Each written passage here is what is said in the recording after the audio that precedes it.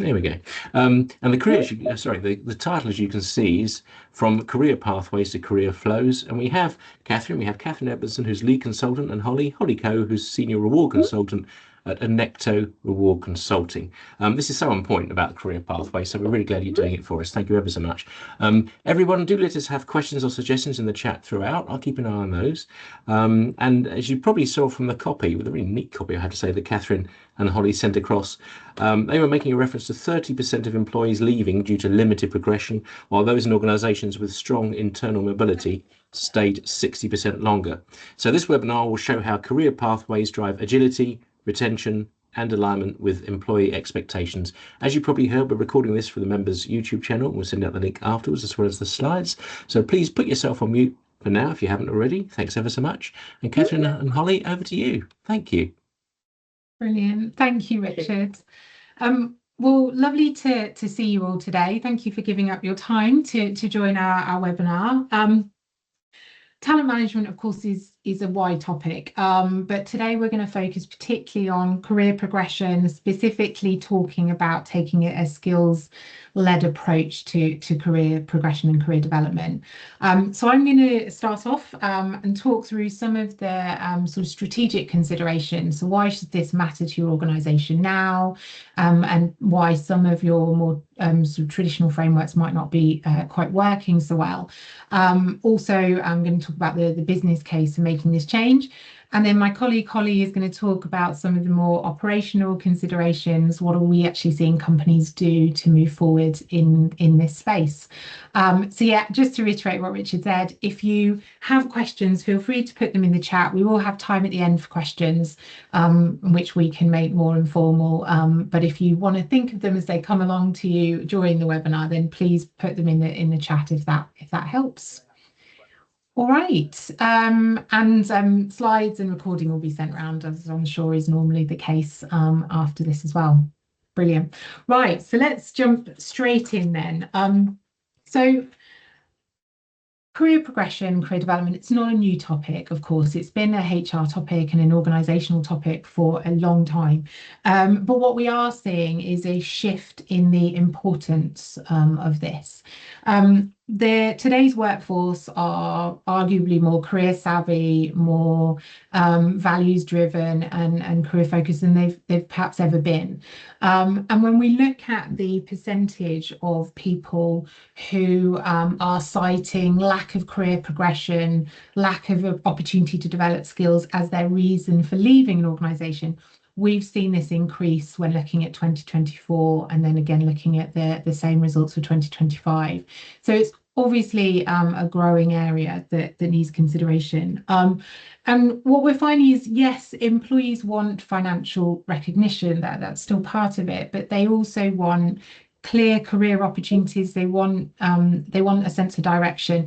They essentially want to know, if I give my all in this role, where can this take me?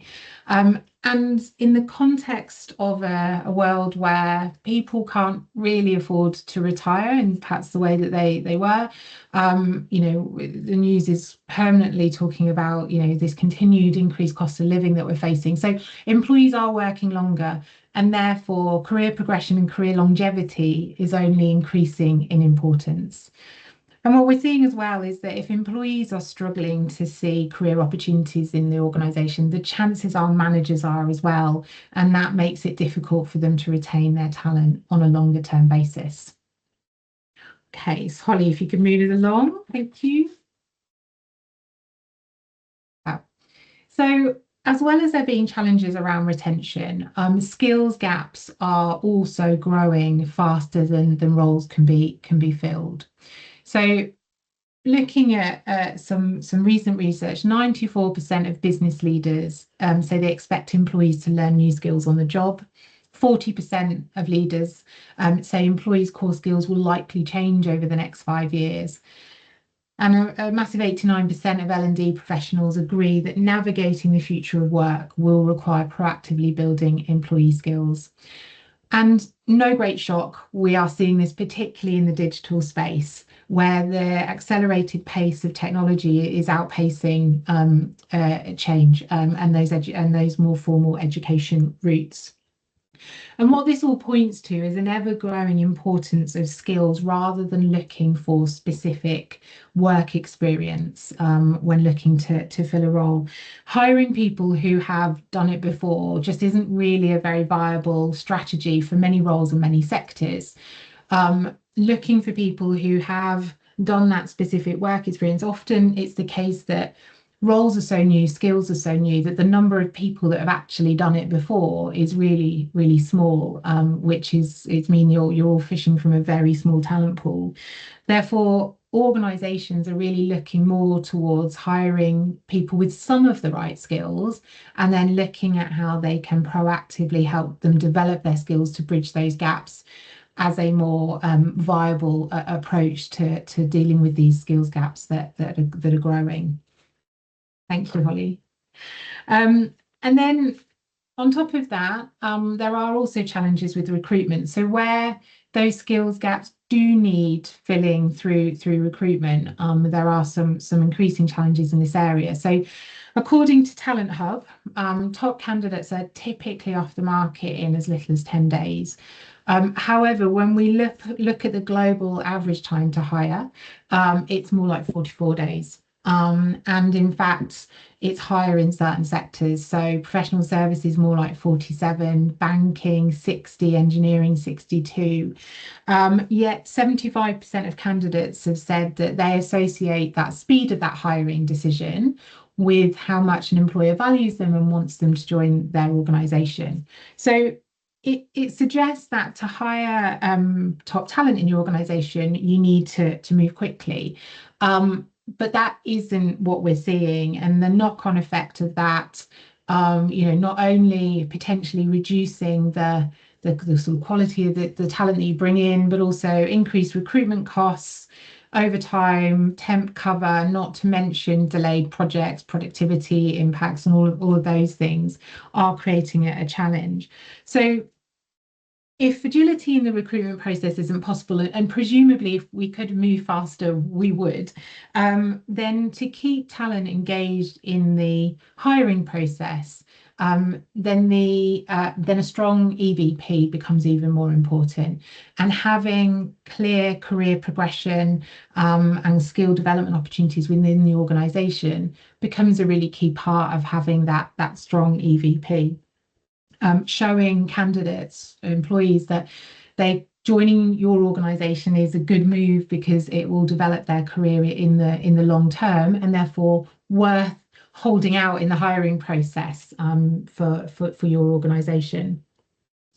Interestingly, there are some sources such as Ashby, who are one of the leading ATS providers, that when they look across their platform of all their clients using it, the highest performing channel that they see is actually through direct applications rather than job boards and agencies as it perhaps once was. And certainly if this trend continues, again, having that strong EVP and positioning yourself as an organisation where career progression and skill development is sort of at the heart of what you do becomes really important to drive those direct applications. So when we look at those growing skill gaps and coupled with the challenges that we see with recruitment, it means organisations again are looking more and more to how can they build on what they already have internally? How can they leverage the skills that already exist in the organisation rather than needing to rely on always buying those skills in? And then, as if all of that wasn't a big enough challenge, companies are also continuing to grapple with this culture shift we're continuing to see, particularly as the younger generations start to take up a bigger proportion of the workforce. Now, this is by no means exclusive to the younger generations, but it's true that we live in much more of an immediate gratification culture than we've ever lived in before. We just don't wait for things in the same way anymore. I mean, TV series are immediately available. In fact, we are outraged if they're not.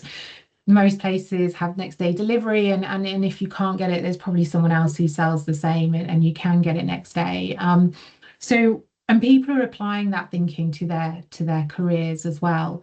That sort of concept of getting your head down, working hard, sort of paying your dues, and then down the line you'll be rewarded with a promotion just is becoming outdated. And this is again being compounded by social media. So the ongoing use of social media means that people are constantly served stuff about their peers advancing their careers, and all the sort of perks that come with that. And it's really raising employee expectations, and consequently employers are having to work harder to make similar things that go on in their organization visible and clear to people, so that they can sort of combat that LinkedIn envy that we're seeing. And it's not enough for those career opportunities to just exist. They need to be visible and clear to people, so that employees realize that career progression and development is part of a company's DNA. We're also seeing a decline in the numbers applying to university, and taking those more traditional education routes.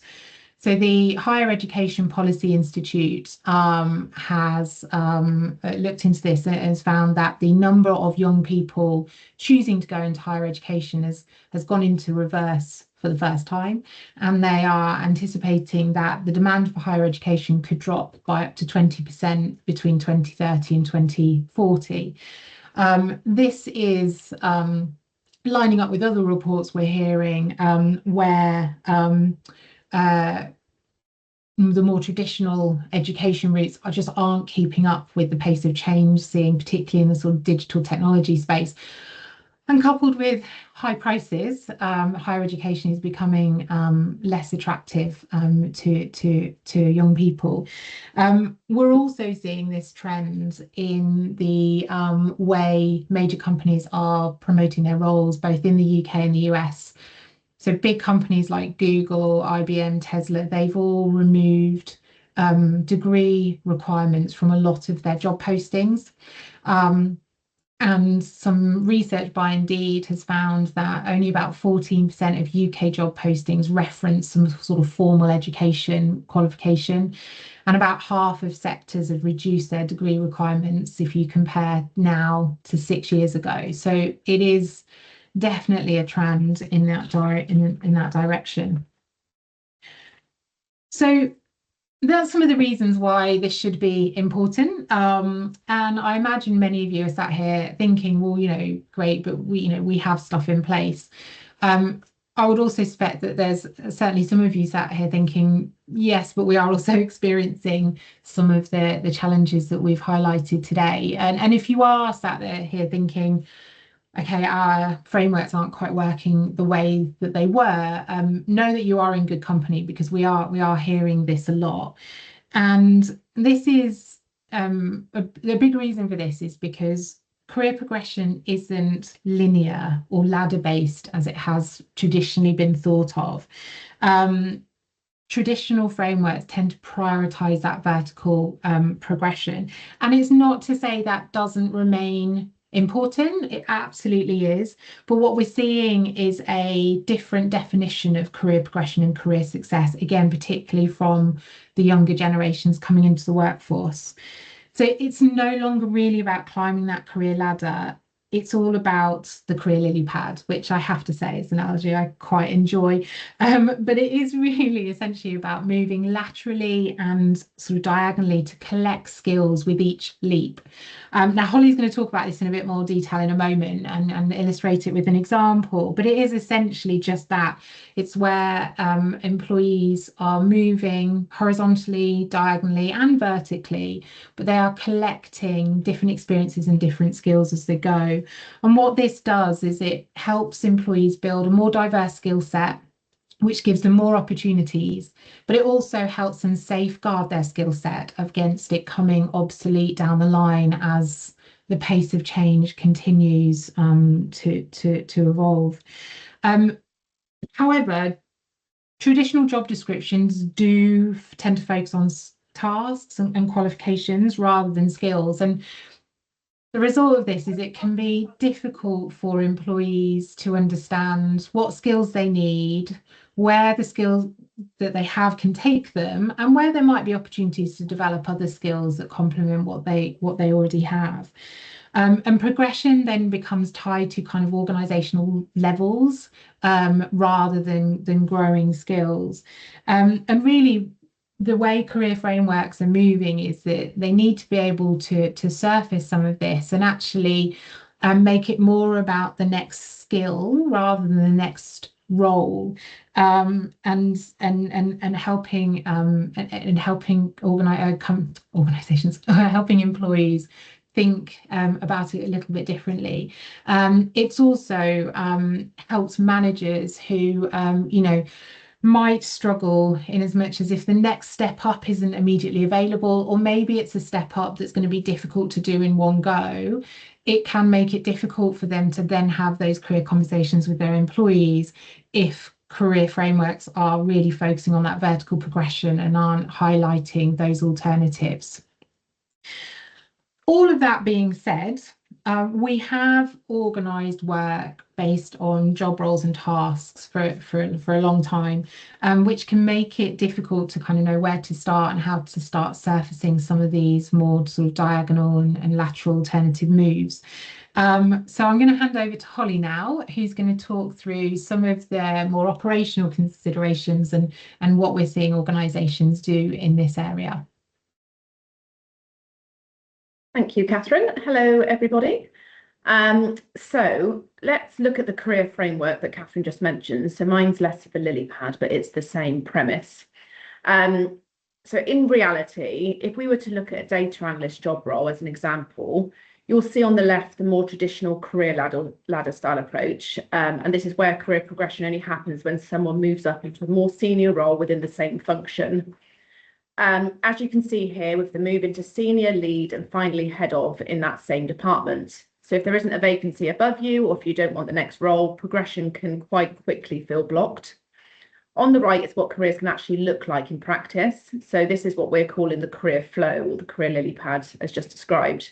And this is much more dynamic. Instead of a single upwards route, skills sit at the centre and create multiple directions of movement. So in this example, the data analyst can move laterally into different teams or departments, such as finance, diagonally into broader or more complex roles, such as projects, and upwards when they're ready into a product analyst, all as they build capability. In a skills-led approach like this, skills become the anchor for progression rather than job titles. And what matters most is what someone can do and how those skills can be applied elsewhere in the organisation. And that's what makes movement possible and credible. Roles also start to describe scope and purpose rather than status. And a change in role isn't automatically a step up or down. It's often a change in focus, scale, or impact. So a sideways move into, say, finance can be a powerful development step and open up multiple other opportunities rather than a lack of progress. Crucially, mobility is designed in rather than left to chance.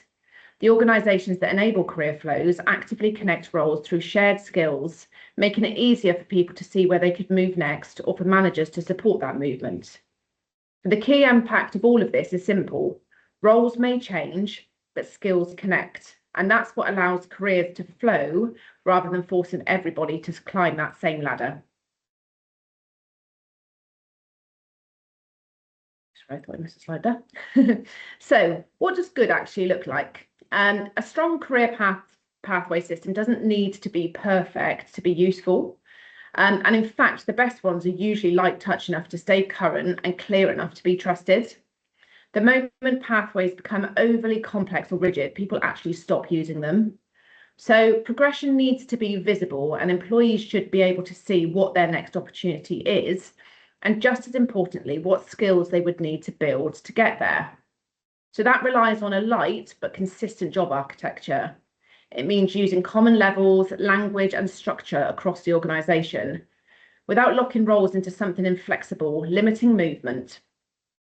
This architecture actually gives shape and consistency, but still leaves room for roles to evolve. Skills are also mapped to capability, not to long task lists.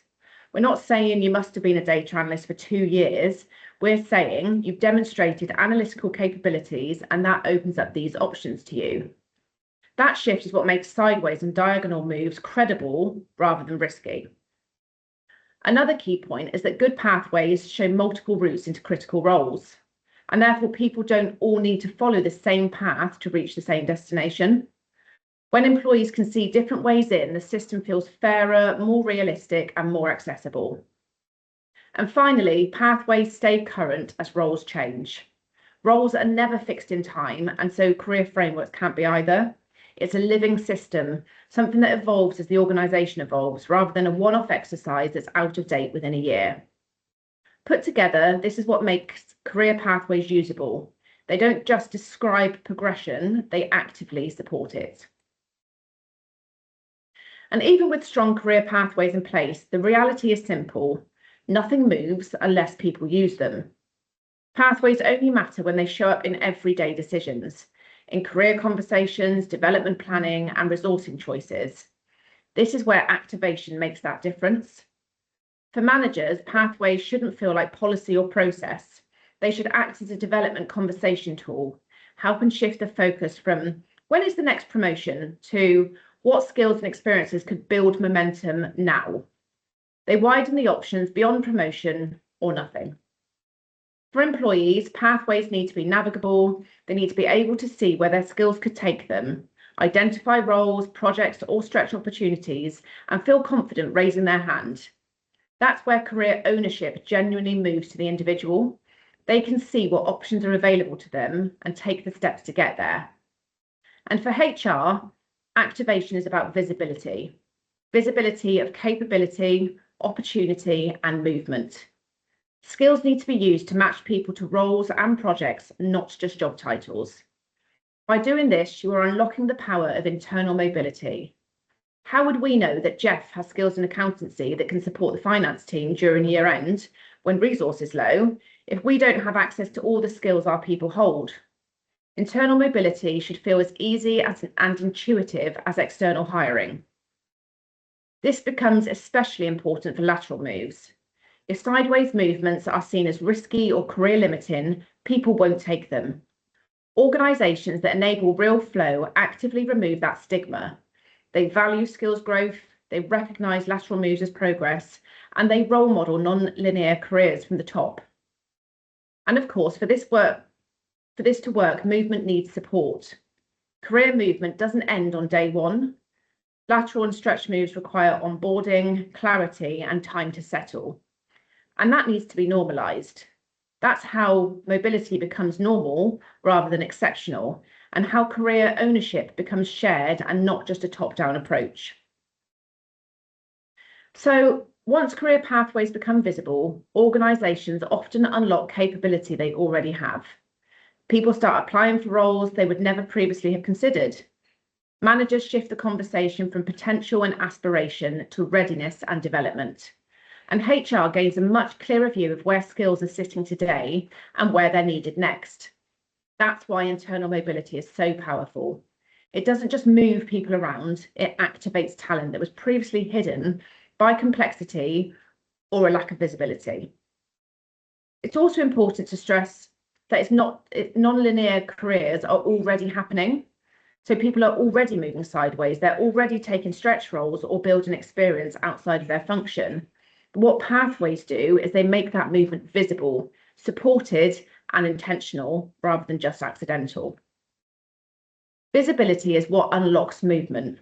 When people can see realistic routes, not just one step up, they're far more likely to act. Once options are clear, behaviours change. And skills-based job families are a big part of this. They widen access by grouping roles around shared capabilities rather than departments. So, for example, one of our clients introduced skills-based job families so people could see how they might grow within a field rather than being locked into a department. A workforce planning or MI role in HR could clearly see how those skills transferred into IT or finance. And once that visibility was there, people started moving. Internal opportunities also need to be easy to find. Another organisation we work with had a large retail workforce keen to move into head office roles, but again, no visibility of what was available or how to access it. Simply making those routes visible opened up a completely new talent pool. And the final point on this, is key. Once routes are clear, people move. None of those organisations actually finished career transformation. It isn't a one-off moment. It's something that they continue to iterate. Visibility is the trigger that turns career pathways from frameworks on paper into movement in practice. And when we think of future capability, skills-led pathways don't just help organisations manage careers today, they help them build the capability they'll need tomorrow. And as an organisation, if you're clear on which skills are becoming more critical, pathways give you a way to move people towards those areas faster. That can be through upskilling, reskilling, redeployment or stretch roles, or even cross-functional project work. And that's especially important right now, because organisations are trying to do two things at once: adapt to rapid change whilst also preserving institutional knowledge. Career pathways can help strike that balance. Movement doesn't mean losing what people know, it means redeploying the knowledge where it's most needed while still retaining the organisational memory. And in this AI-enabled world we all live in, this becomes even more important. AI gives us intelligence, speed, scale, and information. But what separates the good from the great is still human wisdom, the ability to apply judgment, context, creativity, and ethics on top of that intelligence. The future isn't short of information, it's short of people who can structure it, interpret it, and make sound decisions with it. That's why some of the most future critical skills are deeply human. Think of things like human judgment and decision-making under ambiguity, conflict navigation and resolution, trust building and relationship management, coaching and developing others. The important point is that these skills already exist across the organisation, and they're often in roles we don't traditionally see as future critical. They show up in managers, HR roles, customer-facing teams, operational leaders and project leads, to name a few. Skills-led pathways make those capabilities visible and connect them to future roles. This also answers the question of how organisations decide which skills to accelerate. It starts with workforce planning and critical skill identification, understanding where the organisation is going, which capabilities will matter most, and where they already partially exist today.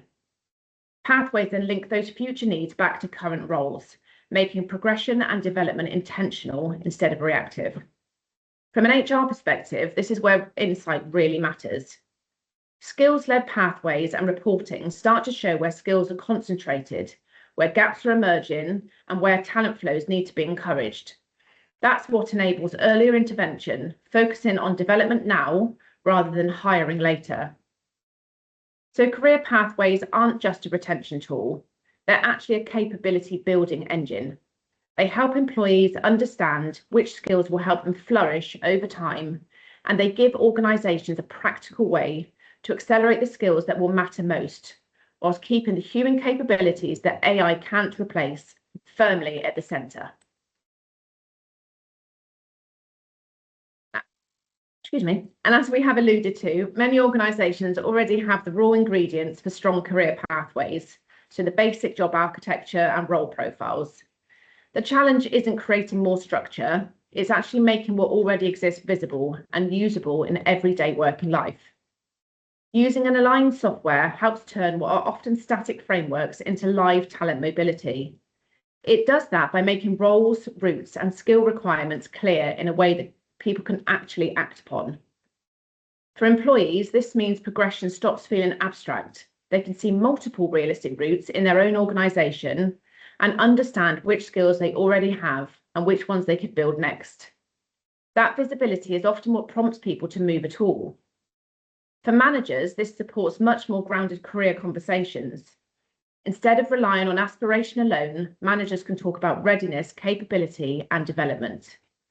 They can show employees credible alternatives when a promotion isn't available yet, and reframe stretch moves or lateral moves as progress, not compromise. And from an HR or L&D perspective, the benefit is insight. The system can provide visibility into how talent is actually moving, where succession strengths exist and where skills are concentrated or thin. For example, HR can see which roles are common feeders into critical positions, where skills are overlapping across functions, and where development or reskilling effort will have the biggest impact without needing a perfect end-to-end redesign first. In practice, this might look like seeing that people in customer-facing or operational roles already have strong judgment, stakeholder management, or problem-solving skills that align closely to future leadership or change roles, and then using that insight to actively encourage movement. The key point is that this doesn't just describe careers, it activates them. It helps progression routes become clearer, conversations become more practical, and talent decisions become more informed. That's what turns pathways from something people read into something organisations actually use. So, with that context, I'm going to hand back to Cathryn, who will take you through how this translates into real, tangible value, covering the business case for implementing specialist software and the return organisations are seeing when career pathways become live and actionable. Thanks, Holly.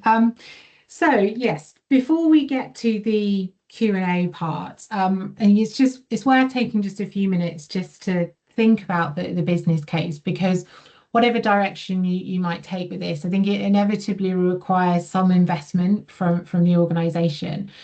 So what is the business case for this? Well, I think broadly speaking, when we look at the tangible value that making career pathways more clear in your organisation can have, it broadly falls into two buckets. It's reducing costs and improving productivity. So if we look at costs first of all, I talked at the beginning of this webinar about challenges with retention and the increase in people leaving organisations because they can't see a way to advance their career or develop their skills. So let's just say, for argument's sake, you are in an organisation of 1,000 employees.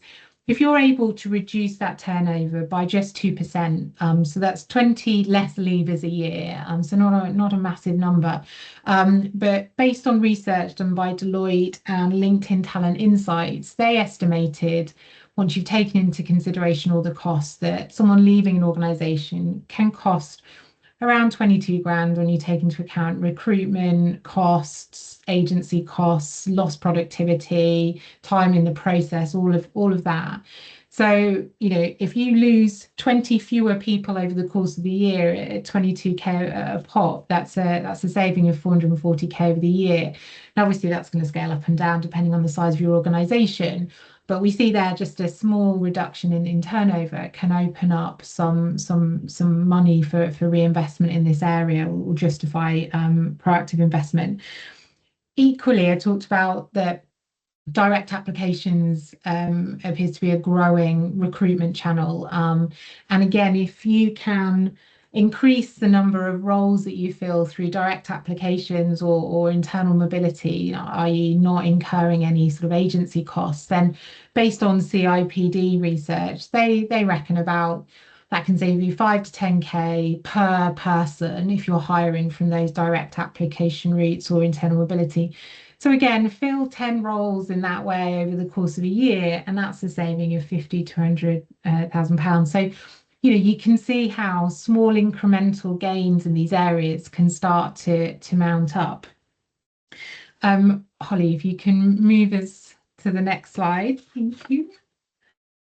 And then on the flip side of that, productivity. So based on some research recently by Mercer, and they looked at organisations taking that skills-based approach to talent development, and they found that organisations that took this approach saw over 2.5 times greater productivity, and over 4 times greater ability in attracting and retaining critical skills. And they also found that it leads to a more resilient workforce. So again, skills-based organisations were able to harness their talent and respond more quickly to change. And those organisations were found to be 57% more likely to pivot effectively and respond to change. And I think it's also worth noting that there does become a cost of doing nothing in this case as well. So for although for every month, year that career opportunities are not clear in your organization, you are potentially missing out on those productivity gains, agility gains, etc., that your competitors may well be leveraging. So there is, yes, there's a cost to invest in this area, but there is potentially a cost of not doing anything in this area as well. So I think what we're saying here is that the message is fairly simple. The solution may not be simple, but the message is quite simple, that these should matter to your organization because they solve a very real business problem. They help people see a future. They help managers with career conversations, and they help build resilience into your workforce. I think it's really important to recognize that organizations that are doing this are not waiting for the perfect structure or the perfect set of circumstances. It just doesn't exist because, as Holly's already talked about, this isn't a one and done situation. Career progression, career development is going to evolve and iterate in your organization. So they're not waiting for perfect circumstances. They are leveraging what they have and building on it as they go. And I think that's probably one of the key messages that I hope you take away from this. Right, that brings us to the end of the presentation part. So we've probably got about sort of 15 minutes or so for any questions. Yeah, over to you guys really. Are there any questions that people want to put to myself and to Holly? Thanks, Cathryn, Holly. Please do come in, everyone. There's some great quotes. I just want the one quote that really struck me, which is true generally, I think. The future isn't short of information, it's short of people who can structure it, interpret it, and make sound decisions with it. What a great quote that was. So, and career lily pads, lovely way of thinking about it. So, what do people think? Is this resonating with you guys? Is there things that you'd like to ask? Is there things that you've done that are perhaps comparable? Hello, Cathryn. Hi, sorry, just trying to get off mic. Thank you so much for the presentation. It was really, really interesting. The question I had was really around how do you keep it simple? Because I've worked in some large organizations who have built a skills framework, and it's just become this sort of enormously complicated, sort of detailed thing, which is really hard to navigate and sort of keep up to date. So do you have any tips around how you just keep this really simple? Yeah, I think we're seeing different approaches from organizations. So, I mean, we are seeing some, but I would say they're in the minority, is going, as far as really breaking that down in the way that you've talked about. What we are seeing a bit more of is organizations maybe pulling out the key skills. So rather than going to the nth degree of every single skill, but pulling out some of the critical skills that are important to the organization in the present and the future. I suppose gold standard would be looking at that on a role by role basis. That's a challenge because if you're in a large organization, that's potentially a lot of roles. So again, we're seeing organizations do that on maybe a functional basis or job family basis, and some on an organizational basis. So it doesn't create an individual list for every single role, but does it at a slightly higher level. And that's something when we talk about iterating it and sort of developing it, you can get to a point later down the line where you might start getting to a role by role basis, but it starts to build that picture of skills by job families, functions, or organizationally that start to at least paint that picture that gives you something to build on. And to your point, it keeps it more simple. And we have got some clients where maybe going as far as linking it to skills is quite ambitious at the moment, but maybe they have things like competencies or behaviours that are a little bit more embedded in an organisation, and linking it to those instead and keeping a little bit simpler in that sense. So yeah, I'm not sure if that answered your question or not, but hopefully that helps. It's a fine balance, isn't it, between having something that's actually useful versus not making it overly complicated, where you've got each role broken down into levels within a role and the skills for each level within a role, and you've got like 2,000 roles. Yeah, exactly. And sorry, Cathryn, I was just going to say I definitely agree keeping it simple is key.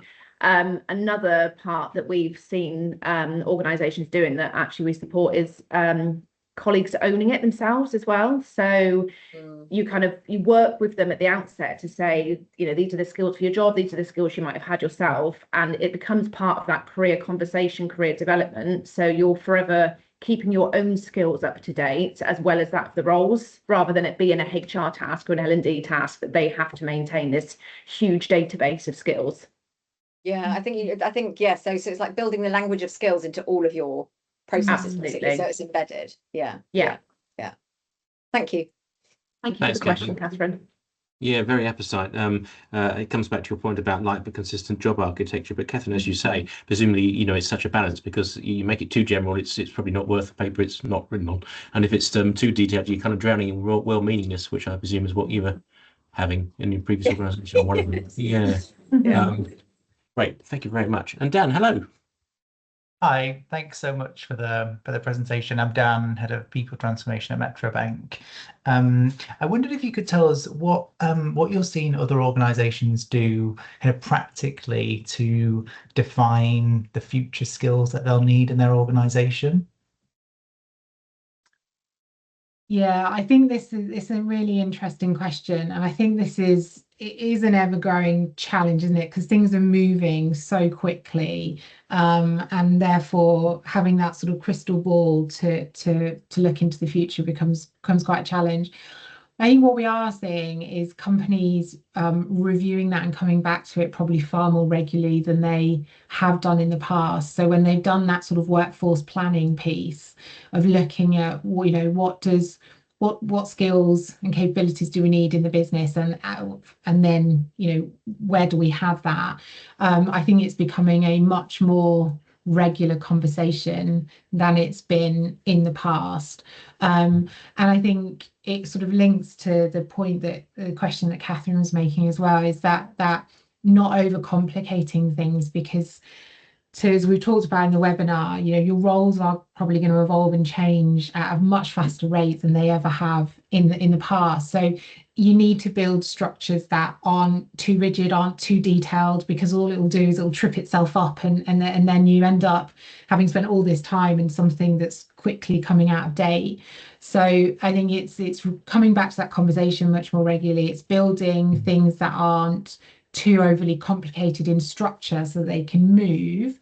And to Holly's point as well, that kind of putting it in the hands of the employees and the managers to keep building on this as well, so it doesn't become just a HR or L&D. I think also, as I sort of mentioned earlier, some of your traditional skills like, I don't know, Excel or your basic stuff that you might have in entry roles, they're being erased by AI technology, etc. The ones that are growing are those human judgment, the thinking, the empathy, that sort of stuff. So it's actually working with people to grow those skills, realizing that some of the more basic ones are perhaps going. So how do you develop that through people, especially when it's not always natural to them?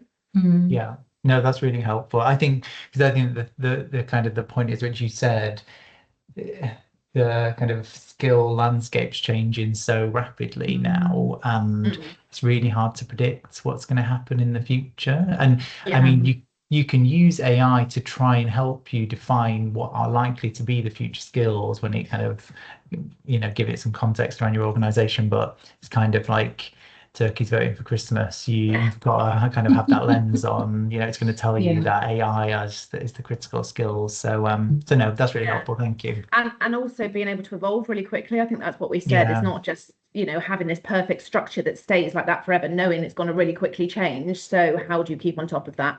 Yeah. Thank you. Great question, Dan. It's such a difficult one to answer, isn't it? I mean, but as Cathryn and Holly say, in terms of perhaps the answer is systemic, i.e., you build in a flexible system that allows for that flexibility and agility. Makes perfect sense. Thank you. And Neil, hello. Hi, how you doing? Neil from Noble Foods, head of HR. So I've got a question, and I'd like to I'd like to cheat and have two if possible, but I'll go to the back of the queue if I have to. I'm fine with that. You are the But queue leader, so you're all right. the first one is I think most people on here would look at what you're saying, and it absolutely makes common sense. And I agree, it's probably happening already, and those people who are very career driven are driving a lot of this themselves. I like the idea of collecting these skills. I put myself in the shoes of someone new to a career, new to career planning, and being in this structure and collecting those skills in an organisation where the organisation hasn't shifted into that place yet. And how can they, what would be tips or advice for them to collect these skills in a meaningful way that they could then speak to someone who could potentially offer them an opportunity within that business where those skills will make sense, where those people are only used to a linear route of progression. So we've got people who've been in our business forever, right? 20 odd years, really where the structure had more layers to it. It's now a bit flatter. There are bigger jumps. Everyone just sees that we've got to go external now because the gaps are too big. And, I've come out of retail, it was the same there.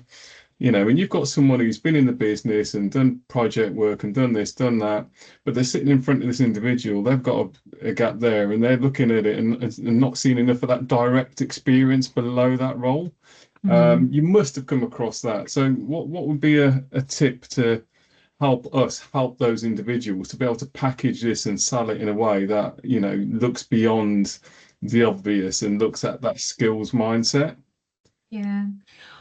I think it's a really interesting question, and you're right. Of course, we've come across this. I would say I would, in part, flip it, because I think yes, there's the employee who needs to position those skills and explain how those skills can translate into the role that they're talking to this person about. Absolutely, and I think that's potentially where there's sort of coaching and whatnot that can come with that. I think there's also an importance to start making that shift in mindset from the managers, the people sitting doing it, and that is no small task. Trust, I think we've probably all come across this in one way, shape, or form.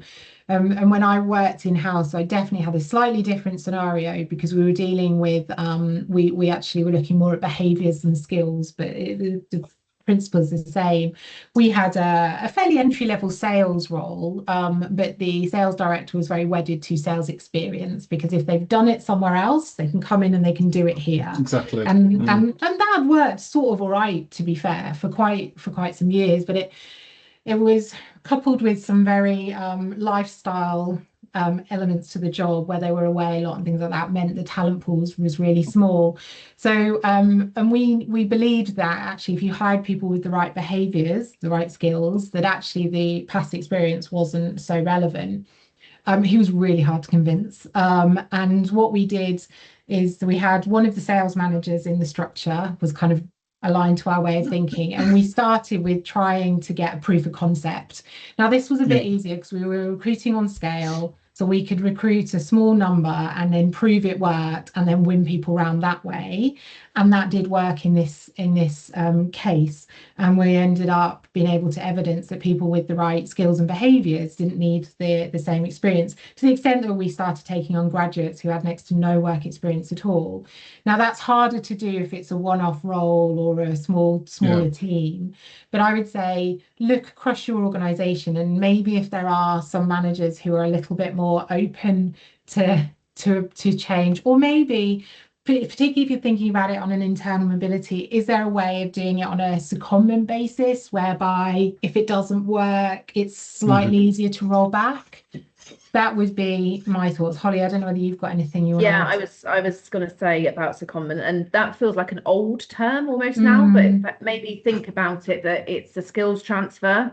So you're utilising those skills from one department into another, because actually, like we said earlier, there's so many different skills that can cross across departments that you don't even think about, and until you open those opportunities, you don't know how that's going to work. So if it's done on sort of a project basis or something where you can just try something out, it also brings in really fresh eyes. I'm sure we've done all of those different colours, you know, the different personality charts and types, and actually bringing someone in that's quite different to your usual type of person can really open up those different ideas. So yeah, it's I think that internal mobility and choices can definitely work. Cool. I think to detail those answers. Sorry, Neil, what was your second question? Yeah. The second question was round about imagine you're in a company that still is quite reliant on PowerPoint, Excel spreadsheets. How the question, the way I wrote the question down to begin with is how reliant would this be on a systems-based solution? Because it feels like something that it would need a tech enabler to help find a simple process, help a small team to be able to create it. But if you haven't got that system at this moment and you're stuck with PowerPoint and Excel and you know the traditional ways of career mapping, what would be the first step that you'd suggest without a big capex request? Because we all know IT is one of you can burn a lot of money in that space. So again, if we were looking for proof of concept here, what would be the first step, do you think, to the easiest way, having that material to hand to do something that feels like it's starting to shift the dial in the right direction? Yeah. So I thought it was a short question when I started asking it. So, I mean, yeah, obviously we would support having some form of software because it just makes everybody's life easier, but there's a cost to that, like you said. So dependent upon the size of the organisation, it's going to depend how labour intensive it's going to be. One of our clients has started looking into this themselves, and they're making what they call skills profiles. So it's kind of an adaptation, I suppose, from a job description, but getting to know the skills that are required for the role, the skills that that person holds individually, and then the skills of the organisation themselves. So you can use spreadsheets, PowerPoint, all of the, you know, the tools that are out there, but it just makes it a bit more labour intensive. That's the only issue. So it's definitely possible, and it might be what then allows you to sell the fact that you need software because it's taken so much time to actually record it in those systems. But it's a good starting point to be able to say, if I look at finance as an example, these are the key skills we need here, plot against the skills that people already have. It's probably similar-ish to succession planning as well. So if you're looking at what skills do people need to be able to develop in the role above them, it's just looking across the whole department rather than focusing on only that succession point. Yeah, okay. Thank you. I had a call with someone with an organisation the other week, and they had done something on their SharePoint. So it was more to visualize the different roles in each department. So it wasn't going as far as necessarily to link in skills and things like that, but it was a visual representation that was a little bit more involved than just organizational charts, and they grouped it more into job families rather than departments so that people could see how things link together. And that was done on their intranet or on SharePoint that anybody could click into and have a look at. So again, didn't require any external software or some development to create that, but not anywhere near as sort of involved as some are. Brilliant. Thank you. Thanks, Neil. Love it. Great answers there. Thank you, Cathryn and Holly. How useful. How useful. What a great session. And thank you ever so much for doing it. Lovely to see everyone. We'll send you the slides. We'll send you also a white paper which expands on the points that Cathryn and Holly have been making. And that'll be with you soon along with the recording.